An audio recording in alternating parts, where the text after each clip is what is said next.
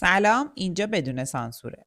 بدون سانسور این قسمت میریم سراغ عجیب ترین و ترسناک ترین اخبار الناز شاکردوست از ازدواجش با گنگستر مشهور، خیانت، بارداری و دستگیری فردی که این بازیگر با اون خواننده مشهور در عین خیانت لو رفته و تمامی حواشی ایرانی عزیز. به غیر از ماجرای الناز شاکردوست، دو تا خبر حاشیه‌ای از اتفاقات ورزشی داریم و درگیری علی علیپور با فرد خبرنگار و اظهارات جنجالی علیرضا دبیر که واکنش‌های زیادی رو در پی داشت. بعد از اون یه خبر از بازیگر نقش سوجان داریم و بدون سانسور این قسمت حسابی پروپیمونه. قبل از شروع بابت تمام حمایتاتون به کانال ما صمیمانه تشکر میکنیم و ممنون میشم اگه همین الان دکمه سابسکرایب یا دنبال کردن رو فعال کنید. تو روزهای اخیر یه ویدیو از مصاحبه علیرضا دبیر منتشر شده که رئیس فدراسیون کشتی تو گفتگو با خبرنگاران به اتفاقات اخیر کشور واکنش نشون داده بود. در جایی از این ویدیو علیرضا دبیر گفت ما هم ناراحتیم از چیزایی که دیدیم، ما هم عزاداریم، بماند که خیلیا میزنن و میرقصن. خدا ازتون نگذره. جانم همون ناراحتم واقعا. هیچ چیزی نمیگه من خوشحالم. حالا بگذره اونا میگن ناراحتی میزنن میرقصن. اما این اظهار نظر به مذاق خیلی ها خوش نیامد و خیلی از هنرمندا و ورزشکارا انتقادات تندی به این گفتگو داشتن. از رضا رشیدپور و نعیمه نظامدوست تا محسن کیایی و رسول خادم.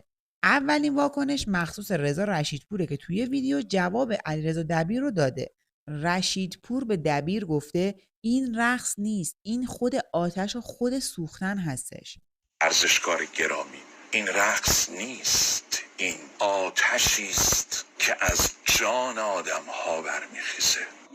شعله رو دیدی؟ سرگردانه، حیرانه.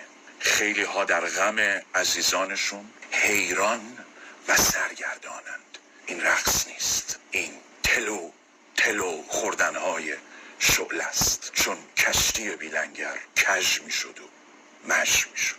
حالی بعد از غم ناگهانی وجود داره که سوگ در درون طرف ریشه میکنه و او چنان غم و خشمی در درونش هست که با هر نسیمی، با هر بادی، با هر تکانی جانش رو داره به دست نسیم میسپاره. البته این اولین واکنش رضا رشیدپور به وقایع دیماه نبود. این مجری قبلا هم به 2 تا از مجری‌های صدا و سیما در اینستاگرام پرداخته بود. البته رضا رشیدپور یک بار بابت فعالیت‌های خود در حمایت از برخی از جناح‌های سیاسی و رؤسای جمهور عذرخواهی کرده بود.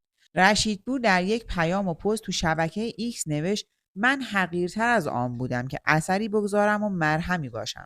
من شکستم. خود شرمم. امیدم احمقانه بود. کاش میمردم و این صحنه‌های هولناک رو نمیدیدم.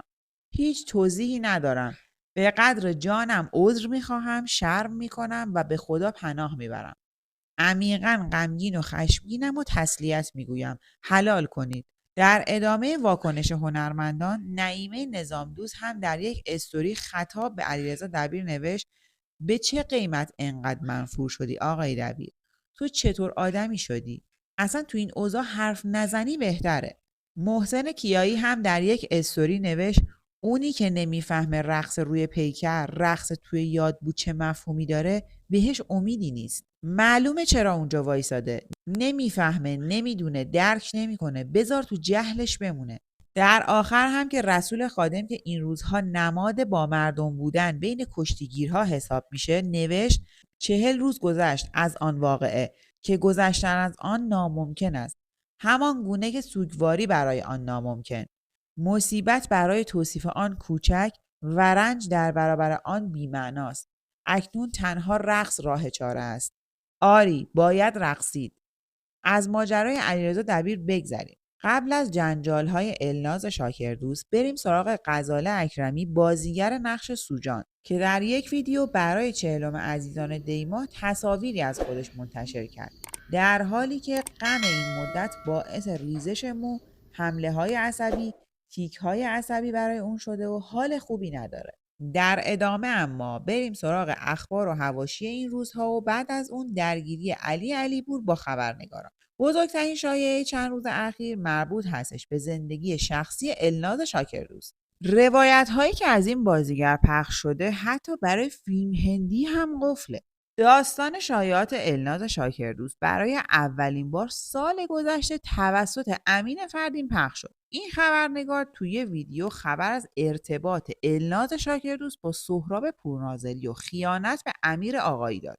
در حقیقت عنوان شد که الناز شاکردوست با امیر آقایی تو رابطه هستش و توی این ارتباط با سهراب پورناظری هم قرار گذاشته و خیانت کرده. بعد از گذشت 1 سال اما همچنان بازار شایعات داغه. شایعات جدید هم خبر از ازدواج این بازیگر با فردی ایرانی که یکی از گنگسترهای خطرناک لندن هستش میده. در ادامه این خبر شاکردوست که به صورت رسمی مجرد هستش باردار معرفی میشه که برای زایمان به لندن رفته. اما شایعات جذاب هندی از اینجا شروع شد که گفته شده این خانم بازیگر تو همون لندن با معشوقه قدیمی خودش یعنی سهراب پورناظری رفتن دیت که شوهر الناز خانم مچش رو گرفته و تو رستوران درگیری پیش اومده. سهراب پورناظری هم فرار میکنه که کشته نشه. حتی شاکردوست هم کتک خورده که موجب اضطراب و وضعیت اورژانسی و زایمان زودرسش شده.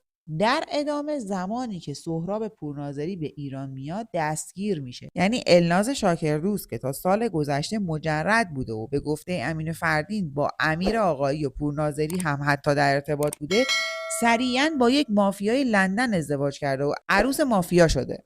بعد وسط بارداری تو همون فرانسه با پورناظری هم دیت رفته و تو همون دیت شوهرش مچشو گرفته و کتکی زده و حالا بچهش زودرس به دنیا اومده. همین اگه یه پایان جذاب هم براش نوشته بشه که بچه به دنیا اومده میخواد بره انتقام بگیره، به جذابترین فیلم‌های سالهای اخیر تبدیل میشه. البته این تنها حاشیه چند روز اخیر شاکردوست نبوده. الناز شاکردوست در زمان جشنواره فجر هم با کناره‌گیری و استوری و پیام خودش به تیتر خبرها تبدیل شده بود. این خانم بازیگر دلیل کناره‌گیری از رقابت سیمرغ رو احترام به خون 40,000 جوون کشته شده عنوان کرد. خود این خبر با واکنش‌های زیادی همراه بود که باید از الناز شاکردوست شکایت بشه تا بتونه 40,000 نفر رو ثابت کنه.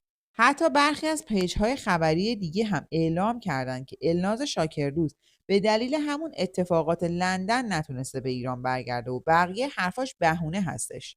اما از الناز شاکردوست هم بگذریم و بریم سراغ علی علیپور.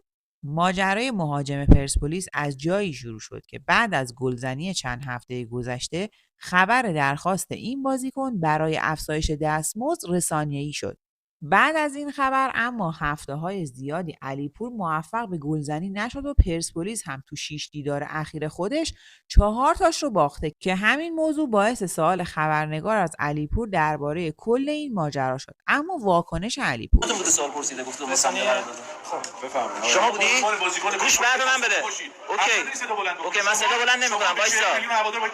من پاسخگوام از هوادار عذرخواهی می‌کنم. چرا از هوادار عذرخواهی می‌کنم وقتی ناراحتیم یعنی چی؟ دنبال از کی خط میگیری شما؟ اسم چیه؟ اسم فامیلت چیه؟ شما رفتی نداره من یه خبرنگارم وظیفه خبرنگاری خود اسم فامیلت تو بگو. اگه خط نمیگیری از 40 میلیون هوادار آقا من مردم وجودشو دارم معذرت خواهی می‌کنم واسه همین ناراحتم. متوجه میشی؟ شما یه خورده جرأت داشته باش اسم فامیلت تو بگو. از کدوم خبرگزاری هستی؟ جرأت داشته باش حرف تو بگو. آقا جرأت داشته باش اسم فامیلت تو بگو. داری خط میگیری دیگه. اصل مطلب و سوال شاید اینطوریه که یه خبری منتشر شده که علی علیپور برای تمدید قرارداد پیشنهاد سکشی این حرف زده. مگه آقای حدادی نیومده بازه تو فوتبال برتر صحبت نکرده؟ راجعش صحبت کنیم. خب من پایان بدون سانسور امشب. خدا نگهدار.